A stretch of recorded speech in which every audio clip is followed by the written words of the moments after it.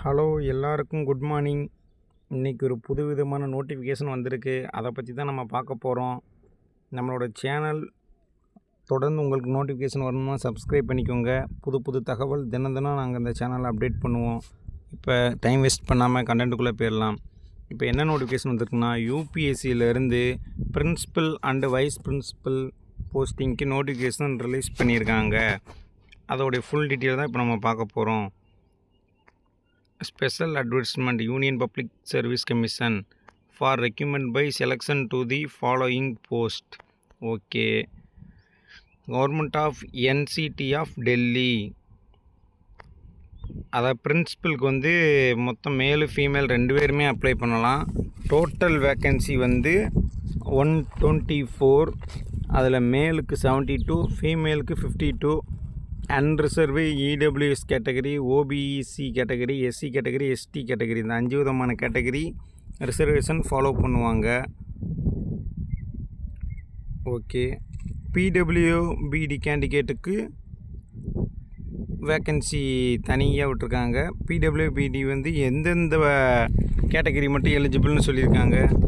அந்த blindness and low vision, deaf and hard of hearing அவங்க eligible. அப்புறம் இந்த பிடபிள்யூபிடி கேண்டிடேட் மட்டும் பார்த்துக்கோங்க. இதை எனக்கு ஃபுல்லாக எக்ஸ்ப்ளனேஷன் பண்ணுறதுக்கு இது டைம் இல்லை. இவங்க மட்டும் பார்த்துக்கோங்க. இந்த எஸ்ஸு நோ போட்டிருக்கிற இடத்துல வந்து எஸ்ஸு சொல்லியிருந்தாங்கன்னா அதுக்கு நீங்கள் எலிஜிபிள், நோ சொல்லியிருந்தாங்கன்னா அந்த கேட்டகரிக்கு நீங்கள் நாட் எலிஜிபிள்.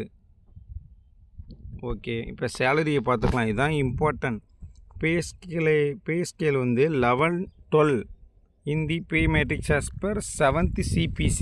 இதோடைய ஃபுல் அமௌண்ட் என்னன்னா 78,800, 78,800 பேசிக் பேங்க. யாரும் மிஸ் பண்ணிடாதீங்க. ஏஜ் வந்து அன்ரிசர்வுக்கும் இடபிள்யூஎஸ்க்கும் 50 இயர்ஸ் வரைக்கும் இருக்குது. ஓபிசிக்கு 53 வரைக்கும் இருக்குது. SC/STக்கு 55 வரைக்கும் இருக்குது. The age is further relaxable up to 10 years of PWBD. அதாவது பிடபிள்யூபிடிக்கு இன்னும் எக்ஸ்ட்ரா 10 வருஷம் கொடுக்குறாங்க மேக்ஸிமம். ஆனால் ஏஜ் லிமிட் 56 வயசு வரைக்கும் தான். ஏன்னா ரிட்டையர்டே நம்ம 60 வயசில் ஆக போகிறோம். அப்போ 56 வரைக்கும் தானே அவங்க கொடுப்பாங்க. ஓகே. இப்போ எஜுகேஷன் குவாலிஃபிகேஷன் என்னன்னா, ஒரு மாஸ்டர் டிகிரி வந்து ஒரு ரெக்கக்னைஸ் யூனிவர்சிட்டியில் முடிச்சிருக்கணுங்க. 2வது பேச்சுலர் ஆஃப் எஜுகேஷன், அதாவது பிஎட்டும் ஒரு ரெக்கக்னைஸ் யூனிவர்சிட்டியில் முடிச்சிருக்கணும். ஒரு பிஎட் முடித்து ஒரு மாஸ்டர் டிகிரி நீங்கள் கையில் வச்சுருந்தீங்கன்னா நீங்கள் இந்த போஸ்ட்டுக்கு எலிஜிபிள். யூபிஎஸ்சி கண்டக்ட் பண்ணுறதுங்க, மிஸ் பண்ணிடாதீங்க. எக்ஸ்பீரியன்ஸ் வந்து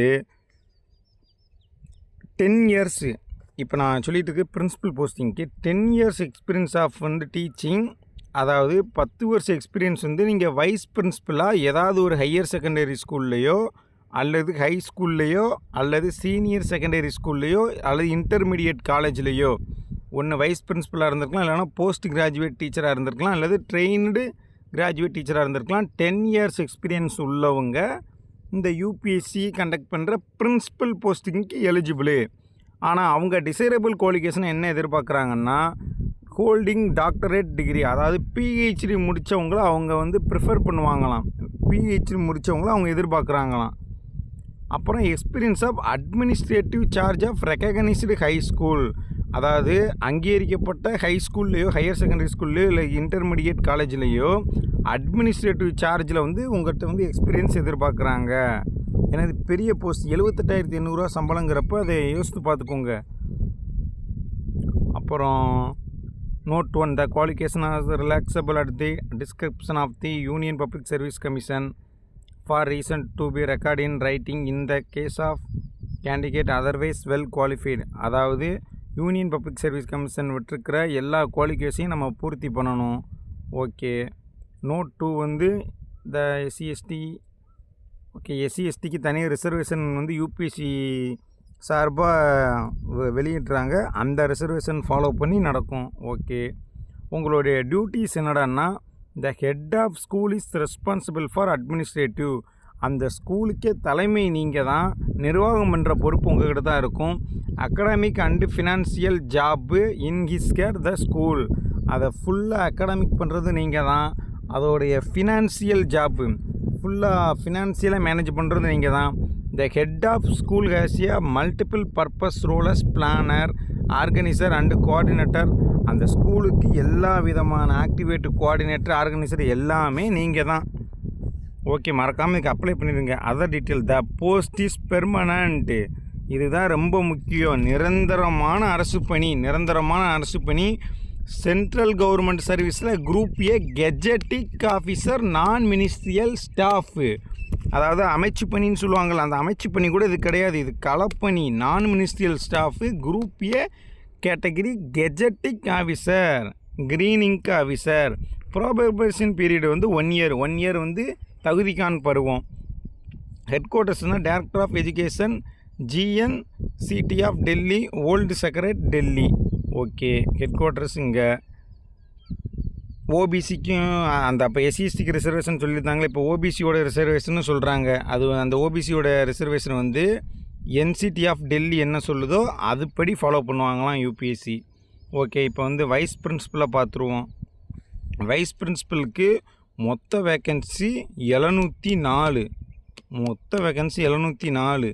மேலுக்கு வந்து அதில் 364, ஃபீமேலுக்கு 340. பிரின்சிபலாவது 124 தான் இருந்துச்சு. வைஸ் பிரின்சிபலுக்கு 704 போஸ்ட் இருக்குது. யாரும் மிஸ் பண்ணிடுறாங்க. இந்த வைஸ் பிரின்சிபலுக்கும் பிடபிள்யூபிடி கேட்டகரி உண்டு. பிடபிள்யூபிடி கேட்டகரியில் பிளைண்ட்னஸ் அண்டு லோ விஷன், இவங்க டீஃப் அண்டு ஹார்ட் ஆஃப் ஹியரிங், கொஞ்சம் காதுக்கு ஊனமாக உள்ளவங்க, அவங்களுக்கெலாம் எது சூட்டபிள் இல்லைங்கிறத கொடுத்துருக்காங்க. அதை நீங்கள் பார்த்துக்கோங்க. எனக்கு அது சொல்கிறதுக்கு அது விருப்பம் இல்லை. அவங்களோட பிடபிள்யூபிடி கேட்டகரியை மட்டும் நீங்களே பார்த்துக்கோங்க. ஓகே, பிடபிள்யூபிடி கேட்டகரி மட்டும் பார்த்துக்கோங்க. இவங்களுக்கு வந்து 1110 உடைய பே மேட்ரிக்ஸ் வந்து 7th CPC. அதுக்கு பிரின்சிபலுக்கு 78,800. இதுக்கு ஒரு 1110னா அநேகமாக அதை பார்த்து தம்ப்நெயிலில் கரெக்டாக நான் வச்சிடுறேன். அதை நான் பார்க்காம வந்துட்டேன். 1110 மட்டும் எவ்வளோன்னு பார்த்து நான் தம்ப்நெயிலில் வச்சிடுறேன். இதுக்கு ஏஜ் வந்து அன்ரிசர்வ்க்கு EWSக்கும் 35 ஏஜ், ஓபிசிக்கு 38 வரைக்கும் அப்பர் ஏஜ், SC/STக்கு 40 ஏஜ் வரைக்கும், பிடபிள்யூபிடிக்கு வந்து இதை விட எக்ஸ்ட்ரா ஒரு 10 வருஷம். அதாவது SC/STக்கு 40 வயசு வரைக்கும் சொல்லியிருக்காங்கன்னா, இப்போ பிடபிள்யூபிடியாக இருந்து அவங்க வந்து SC/STயாக இருந்தாங்கன்னா அவங்களுக்கு 50 வயசு வரைக்கும். ஆனால் மேக்ஸிமம் யாராக இருந்தாலும் 56 வயசு வரைக்கும். இப்போ வைஸ் பிரின்சிபலுக்கு எஜுகேஷன் குவாலிஃபிகேஷன் என்னென்னு பார்ப்போமா. அவங்களும் ஒரு மாஸ்டர் டிகிரி முடிச்சிருக்கணும், அவங்களும் ஒரு பிஎட் முடிச்சிருக்கணும். இந்த ரெண்டுமே ரெக்கக்னைஸ் யூனிவர்சிட்டியில் முடிச்சிருக்கணும். ஆனால் எக்ஸ்பீரியன்ஸ் வந்து 2 இயர்ஸ் இருந்தால் போதும். போஸ்ட் கிராஜுவேட் டீச்சராக 2 இயர்ஸ் இருந்தால் போதும். அல்லது 3 இயர்ஸ் எக்ஸ்பீரியன்ஸாக ட்ரெயினடு கிராஜுவேட் டீச்சராக இருந்தாலே ஓகே தான். அதே தான் note 1 note 2 Union Public Service Commission வந்து என்னென்ன குவாலிஃபிகேஷன் வச்சுருக்காங்களோ அது எல்லாத்தையும் நீங்கள் பூர்த்தி பண்ணால் தான் நீங்கள் குவாலிஃபை ஆவீங்க. நோட் 2 அவங்க வந்து ஒவ்வொரு கம்யூனிட்டிக்கு ஒவ்வொரு ரிசர்வேஷன் வச்சுருக்காங்க. அதைப்படி ஃபாலோ பண்ணால் தான் உங்களையும் அந்த ரிசர்வேஷன் படி உங்களை எடுத்துப்பாங்க.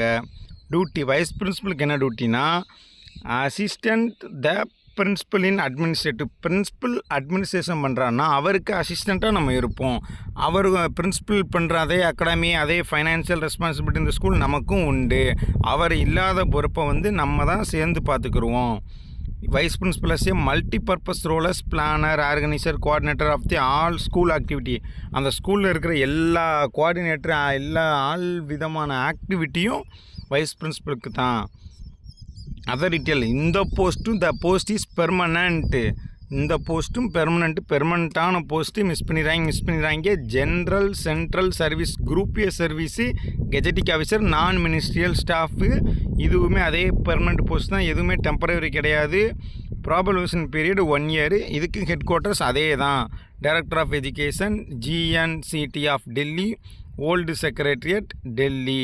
டெல்லி பின்கோடு வந்து 110054. Any other condition, reservation under OBC category will be provided. OBC category reservation வந்து NCT ஆஃப் டெல்லி என்ன சொல்கிறாங்களோ, அவங்க எதை இஷ்யூ பண்ணுறாங்களோ அதை தான் இவங்க ஏற்றுப்பாங்களாம். அப்படி இல்லாத பட்சத்தில் அன்ரிசர்வ் வேக்கன்சிக்கு தான் நீங்கள் போகிற மாதிரி இருக்கும். இம்பார்ட்டன்ட். அதாவது யூபிஎஸ்சிக்கு எப்படி அப்ளை பண்ணணும்னு சொல்கிறாங்கன்னா, முதல்ல வந்து 1 டைம் ரெஜிஸ்ட்ரேஷன் அக்கௌண்ட் க்ரியேட் பண்ணி universal registration and common application ஃபார்மை வந்து ஃபில் பண்ணி அதுக்கப்புறம் தான் அந்த இதை வச்சு தான் நீங்கள் வந்து அப்ளை பண்ண முடியும் அப்படிங்கிறாங்க. யூஆர்என்னா யூனிவர்சல் ரெஜிஸ்ட்ரேஷன் நம்பர். அந்த யூஆர்என் நம்பரை வச்சு தான் நீங்கள் அப்ளை பண்ண முடியுங்கிறாங்க. Application are strongly advised to use their Aadhaar card as the ID document for easy effortless and seamless verification and authentication of ID and other detail. அதாவது ஸ்ட்ராங்காக அவங்க அட்வைஸ் பண்ணுறாங்க. ஆதார் கார்டு ஐடி ரொம்ப ரொம்ப வெரிஃபிகேஷனுக்கும் அத்தன்டிகேஷனுக்கும் இம்பார்ட்டன்ட். அதில் ஸ்பெல்லிங் மிஸ்டேக் இல்லாமல் கரெக்டாக வச்சுக்கோங்க.